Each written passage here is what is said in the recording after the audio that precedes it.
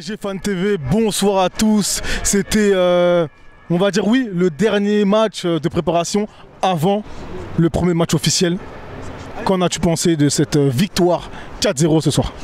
Bonsoir à toute l'équipe de PSG Fan TV pour commencer. J'ai apprécié la victoire de ce soir contre Celtic Glasgow, 4-0.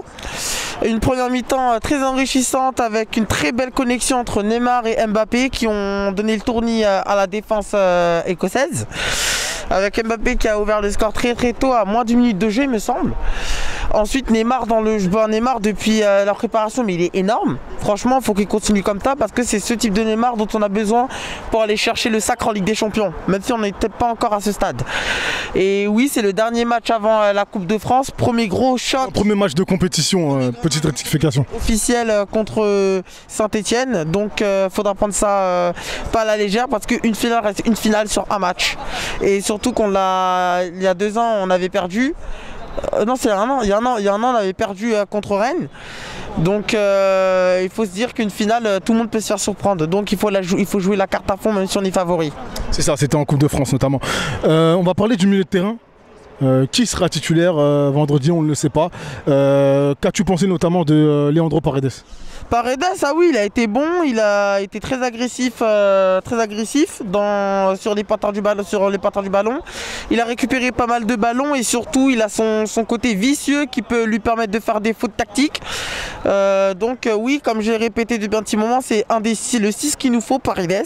Je le dis encore et je signe une fois de plus. Sur un 4-4-4, tu l'alignerais du coup? Sur un 4-4-2, pardon.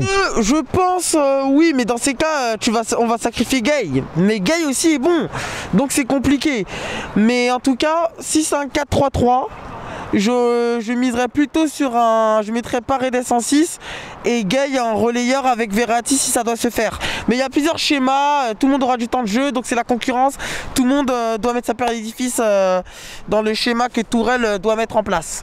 Et en termes de hiérarchie, donc tu mettrais Paredes du coup associé à Verratti, j'ai envie de te dire. Je pense que oui, mais il y a Gay aussi qui me... Parce que Gay, il ne faut pas oublier que quand il est arrivé, il a été monstrueux. Et en plus, il avait joué 6. Après, il a été repositionné 8. Il a été bon. Mais après, il a une blessure qui a fait que ça a freiné son élan. Maintenant, Gay, sans blessure, c'est là qu'il faudra mettre parce que... Quand Gay est à 100% de ses capacités physiques, Gay c'est monstrueux et on l'a bien vu. Enfin, un dernier mot pour nos latéraux gauche. Je pense à Bakker, je pense également à Kurzawa qui a débuté cette seconde mi-temps. Qu'en as-tu pensé? Kurzawa, je pense qu'offensivement il a quand même eu un apport correct, mais par contre défensivement il y a beaucoup de lacunes. Ensuite, Bakker, franchement, match très mauvais.